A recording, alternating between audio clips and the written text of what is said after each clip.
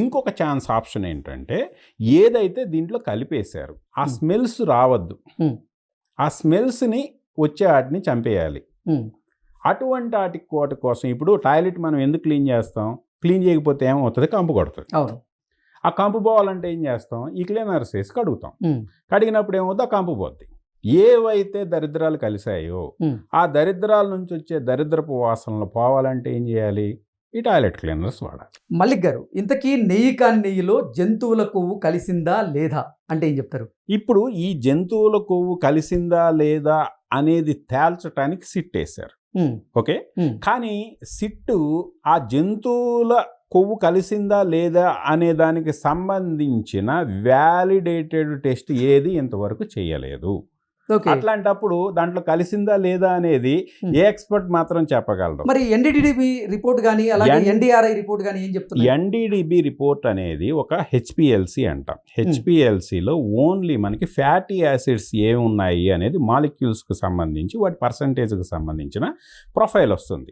ఆ profile based on the type of fatty acids and their composition బట్టి అవి వాటి పర్సంటేజ్లు మ్యాచ్ చేసుకున్నప్పుడు అది ఎటువంటి స్పీసీస్కి సంబంధించి మనకి క్లాసిఫికేషన్ వస్తుంది, మోస్ట్ ప్రాబబుల్ అనేది మనకి ఎస్ వాల్యూ చెప్తుంది.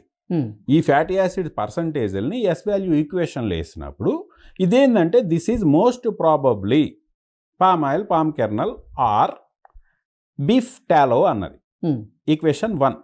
అట్లాగే ఈక్వేషన్ 4 కూడా మనకు పాజిటివ్ వచ్చింది. ఈక్వేషన్ 4 ఏమో చెప్తుంది?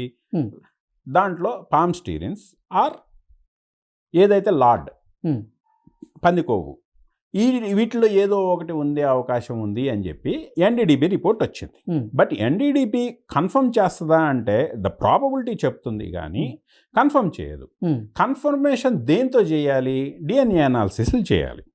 బట్ ఇక్కడ చేయాల్సిన డిఎన్ఏ అనాలిసిస్ కాకుండా జంతువులకు సంబంధించి ఇప్పుడు మనకి ఏ పురాతన కాలం ఏ తవ్వకాలు దొరుకుతాయి, ఆర్కియాలజీ, అక్కడ ఏవో బోన్సో లేకపోతే ఏవో స్పీసీసో లేకపోతే ఏవో దొరుకుతాయి.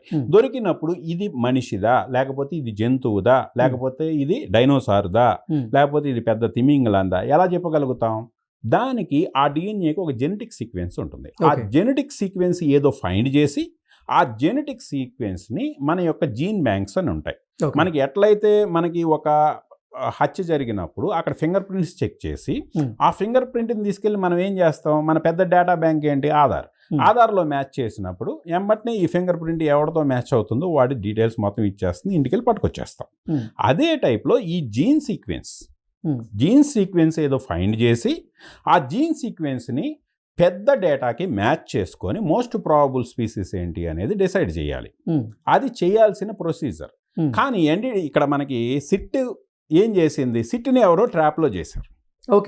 సిట్ లేకపోతే సిట్ త్రూ కోర్ట్ అని అప్రోచ్ చేసినప్పుడు మనకి నెల్లూరు ఏసీబీ కోర్టు ఏం ఎంక్వైరీ ఇచ్చింది, లేదా సుప్రీంకోర్టు ఏమని ఆర్డర్ ఇచ్చింది? అయ్యా దీంట్లో జంతు కొవ్వులు ఏమైనా కలిసాయా, ఏ రకపు జంతు కొవ్వులైనా కలిసాయా అని అడిగింది. మనకి పేజ్ నెంబర్ 210 అనుకుంటా సిట్లో. దాంట్లో కూడా క్లియర్ మెన్షన్ చేశారు. ఎన్డీఆర్ఐ ల్యాబ్ని actually court is asked for checking all the animal species సంబంధించిన టిష్యూలు చెక్ చేయమన్నది. కానీ తెలివిగా ఎన్డీఆర్ఐ ఏం చేసింది? పంది మాత్రమే చెక్ చేసి నెగిటివ్ అని రిపోర్ట్ ఇచ్చింది. దాన్ని అసలు అన్ని జంతువుల మీద చెక్ చేసినట్టు అన్నిటికీ నెగిటివ్ వచ్చినట్టు ఇవాళ సోషల్ మీడియాలో ప్రాపగేషన్ జరుగుతుంది. It's clearly wrong. మరి ఎన్డీఆర్ఐ వారు కేవలం పందికి సంబంధించిన దాని మీదే ప్రయోగాలు చేసి అది లేదు అని తేల్చినప్పుడు సిట్ అధికారులు ఏం చేస్తున్నారు? ఇక్కడ సిట్కి ఎక్స్పర్టిజం లేదు, సబ్జెక్ట్ ఎక్స్పర్టైజ్ లేదు. దానివల్ల ఏం జరిగింది అంటే యాక్చువల్లీ ఎన్డీఆర్ఐ ల్యాబ్ ఏదైతే ఉందో ఈ ఎన్డీఆర్ఐ ల్యాబ్ యొక్క మనం ఇది చూసుకుంటే యాక్చువల్లీ మన టోటల్ అలీబాబా 36 టీం ఉంది కదా, ఏదైతే సిట్టు చెప్పినటువంటి ఇంకా 40 దొంగలకి వచ్చేస్తుంది. బట్ ఇప్పటి వరకు 36 దొంగల్ని యాడ్ చేశారు. ఈ 36 దొంగల్లో దొంగ 35, దొంగ 36 ఎక్యూజ్డ్ 35 అండ్ ఎక్యూజ్డ్ 36 ఎక్కడ పనిచేశారు అంటే ఎన్డీఆర్ఐలో పనిచేశారు. ఎన్డీఆర్ఐ దాన్ని బెంగళూరులో manipulate చేసే పనిచేస్తారు. అవకాశం ఉంటుంది. ఈ ఎన్డీఆర్ఐ అనే ఒక సంస్థలో టోటల్ సైంటిస్టే 180 మంది 186 మంది వాళ్ళ వెబ్సైట్లో ఉన్న డేటా ప్రకారం. ఎవరైనా ఎన్డీఆర్ఐ వెబ్సైట్కి వెళ్ళి చూడొచ్చు ఇది. ఆ 186 మంది డిఫరెంట్ ఫీల్డ్స్, అక్కడ ఆల్మోస్ట్ ఒక 10 to 15 డిపార్ట్మెంట్స్ ఉన్నాయి. ఓకే. ఈ 186 మంది సైంటిస్ట్ని ఆ 10 to 15 డిపార్ట్మెంట్స్కి కానీ మనం మారిస్తే ఈచ్ డిపార్ట్మెంట్కి 10 నుంచి 15 మంది ఉంటారు సైంటిస్టులు. ఏదైతే టెస్ట్ చేసింది ఈ డైరీ కెమిస్ట్రీకి సంబంధించిన డిపార్ట్మెంట్లోని A35 A36 ఉన్నారు.